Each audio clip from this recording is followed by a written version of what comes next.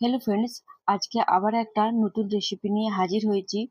আপনাদের সকলের অনেক রিকোয়েস্ট ছিল যে পিৎজা রেসিপিটা শেয়ার করার জন্য, তাই মনে করলাম ঘরে সহজে কিভাবে আপনারা দোকানের মতন স্বাদটা বাড়িতে করতে পারবেন সেটাই শেয়ার করব। তার সাথে অনেক ছোট ছোট টিপসও থাকবে। আর প্রথম থেকে শেষ পর্যন্ত দেখার অনুরোধ রইল। ফার্স্টে আমি এখানে গরম জল করে নিয়েছিলাম। গরম জলটা খুব যে গরম করতে হবে তা না, জাস্ট হাতে দিলে যাতে আমরা হাত দিতে পারি, জাস্ট হাত উষ্ণ আমাদেরকে জলটা গরম করে একটা পাত্রে তার মধ্যে গরম জলটা অ্যাড করে 1 চামচ চিনি, তার সাথে ময়দা ভালো করে মিশিয়ে নেওয়ার পর তারপর শুকনো ইস্ট অ্যাড করব। এটা আমরা 7 মিনিটের জন্য রেখে দেবো। 7 মিনিটের পর আমরা ঢাকা খুলে নিলাম। দেখুন এখানে ফেনার মতন তৈরি হবে, তখনই জানবেন যে ইস্টটা খুব ভালোভাবে তৈরি হয়েছে। যদি আপনাদের ইস্টটা এভাবে ফেনা তৈরি না হয় তাহলে জানবেন ইস্টটা ভালো নয়, সেক্ষেত্রে কিন্তু আপনারা ওইভাবে পিৎজা করবেন না। ইস্টটা যাতে ভালো হয় সেভাবেই কিন্তু করবেন। এটা আপনারা ময়দাতেও করতে পারেন বা আটাতেও করতে পারেন। আমি এখানে আজকে আপনাদের সাথে একদম রেস্টুরেন্টের মতন তৈরি করব, তাই এখানে আমি 1 কাপ ময়দা নিয়ে নিয়েছি। আমি এখানে 1 কাপের মতন ময়দা নিয়েছি, তা আমরা তৈরি করে রেখেছিলাম সেই ইস্টটা অ্যাড করে দেব। আর সবটাই অ্যাড করে ভালো করে মাখবো। এখানে কিন্তু যেভাবে আমরা রুটি বা লুচি পরোটা করে থাকি সেভাবে কিন্তু মাখলে হবে না। দেখুন এখানে হাতে পুরো চ্যাপচ্যাপা ভাবে লেগে থাকবে, তবে যে মাখাটা পারফেক্ট হবে। আর আপনাদের যদি জল দিতে ইচ্ছে মন চাই তাহলে অবশ্যই কিন্তু জল দিয়ে আবার একটু মাখতে পারবেন। আমার খুব ভালো করে মাখা হয়ে গেছে। এরপর আপনারা যদি আপনাদের কাছে এমনি চপার থাকে তাহলে চপারের ক্ষেত্রে বা বড় কোনো জায়গায় আপনারা একটু তেল বা বাটার ইউজ করবেন। আমি এখানে বাটার ইউজ করেছি। এরপর দুটো হাতের সাহায্যে এভাবে আমাদেরকে টেনে টেনে আমাদেরকে এই ডোটা তৈরি করতে হবে। যত ভালো করে এভাবে টেনে টেনে মাখবেন দেখবেন তত ভালো করে কিন্তু তৈরি হয়েছে ডোটা। জাস্ট এইভাবেই কিন্তু আমাদেরকে টানতে হবে, হাতে লাগবে কিন্তু মাখতে মাখতে দেখবেন ঠিক খুব ভালোভাবে ডোটা তৈরি হয়ে গেছে। দেখুন এখানে আমার প্রথমে হাতে কত লেগেছিল, এখন মাখতে মাখতে একদম পুরো আটার মতন তৈরি হয়ে গেছে। এরপর দুটো হাতের সাহায্যে এভাবে গোল গোল করে নেব। আর এরপর যে পাত্রে আমি রাখবো সে পাত্রে একটু তেল বা বাটার ইউজ করবেন। আমি এখানে বাটার ইউজ করে পরে ওপরে আরেকটু বাটার দিয়ে ভালো করে ঢাকা দিয়ে রেখে দেবো। আপনারা যদি চান তো আপনারা হটপটে বা প্রেসার কুকারেও রাখতে পারেন। আমি এখানে যেতে আটা মেখেছিলাম সেখানেই রাখলাম। আর যেখানে রাখবেন সেটাতে যাতে হাওয়া না ঢোকে সেভাবে কিন্তু রাখবেন, তবে যে জিনিসটা ভালোভাবে তৈরি হবে। এরপর আমি ঢাকা দিয়ে রেখে দিলাম প্রায় 2 ঘন্টার মতন। 2 ঘন্টার পর আমি এখানে ঢাকা খুলে নিলাম, আরেকবার হাতের সাহায্যে ভালো করে মেখে নিলাম।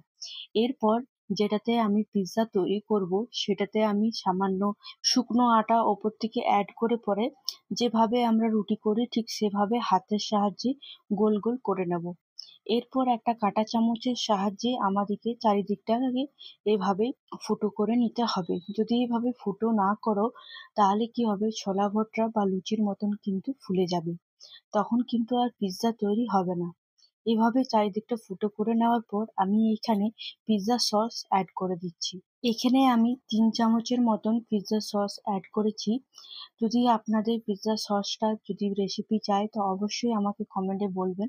আমি তাহলে বাড়িতে হোমমেড পিৎজা সসের রেসিপি কিভাবে করতে হয় সেটাও আপনাদের সাথে শেয়ার করব। এরপর পিৎজার মেন জিনিসটা হলো যে সাজাবার। যত ভালো করে সাজাবেন দেখতেও ভালো লাগবে। তো এটা একটা অনেক বড় টাপ। ফার্স্টে আমি পিৎজা সসটা অ্যাড করে দেওয়ার পর আমি এইখানে চিজ অ্যাড করে দিলাম। চিজ অ্যাড করে দেওয়ার পর আমি এখানে এই কেটে রাখা পনিরটা অ্যাড করে দিলাম, তার সাথে কিছুটা টমেটো অ্যাড করে দিলাম।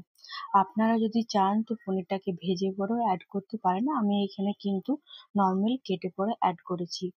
এরপর আমি ক্যাপসিকামও অ্যাড করে দেব। ঠিক যেভাবে পনির কেটেছি টমেটো কেটেছি ঠিক সেভাবে কিন্তু ক্যাপসিকামটাও আমি কেটে নিয়েছি। এরপর ওপর থেকে কিছুটা পেঁয়াজ অ্যাড করে দেব। আমি কিন্তু এখানে সব লম্বা লম্বা করে কেটেছি, আপনারা যদি নিজেদের মতন করেও কাটতে পারেন। এরপর ওপর থেকে কর্ন অ্যাড করে দেব। কর্ন কিন্তু খুব সহজেই আজকাল পাওয়া যাচ্ছে, আর আপনারা অনলাইনেও পেতে পারেন। এরপর ওপর থেকে আরো কিছুটা চিজ অ্যাড করে দিব, যাতে দেখতে আরো ভালো হয় আর খেতে আরো টেস্টি হয়। এরপর আমি 1 চামচ রেড চিলি ফ্লেক্স অ্যাড করে দিয়েছি আর 1 চামচ অরিগানো অ্যাড করে সামান্য উপর থেকে একটু লবণ অ্যাড করে দেবো। এরপর আপনারা যদি চান তো এটা কড়াইয়েও করতে পারেন। আমি কিন্তু এখানে ওভেনে করছি। তো ওভেনে করার আগে আমি কিছুক্ষণ আগে গরম হতে দিয়ে দিয়েছিলাম ওভেনটা। এরপর ওভেনটা বন্ধ করে দেওয়ার পর আবার ওভেনটা অন করে যে পিৎজাটা আমি তৈরি করেছি সেই পিৎজাটা আমি 180 ডিগ্রি আর 30 মিনিটের জন্য ওভেনে রেখে দিয়েছি। আপনারা যদি কড়াইয়ে করেন তো সেক্ষেত্রে কড়াইটা ঠিক ভালো করে গরম করে নেবেন। যে লবণ আমরা বাড়িতে ইউজ করি সেই লবণ দিয়ে পরে একটা স্ট্যান্ড বা একটা বাটির সাহায্যে পিৎজাটা উপরে ঢাকা দিয়ে রেখে পরে আপনারা এভাবেও কিন্তু কড়াইয়ে করতে পারেন। ওভেন ছাড়াও কিন্তু বাড়িতে কড়াইতেও আপনারা পিৎজাটা খুব ভালো করে কিন্তু করতে পারেন। আমি এখানে কিন্তু ওভেনে করেছি আর কড়াইয়ে কিভাবে করতে হয় সেটাও আপনাদের সাথে শেয়ার করে দিলাম। এরপর একটা পিৎজা কাটারের সাহায্যে 4-5টা যেভাবে কাটতে হয় সেভাবে আমি কেটে নিলাম। দেখুন এখানে কি সুন্দর তৈরি হয়েছে আর তলটাও আপনাদেরকে দেখিয়ে দিলাম। আশা করি আপনাদের খুব ভালো লাগবে। অবশ্যই একবার ট্রাই করবেন, ট্রাই করে আমাকে কমেন্টে জানাবেন। এভাবে আপনারা পাশে থাকুন। অসংখ্য ধন্যবাদ আর একটা লাইক করতে কিন্তু ভুলবেন না।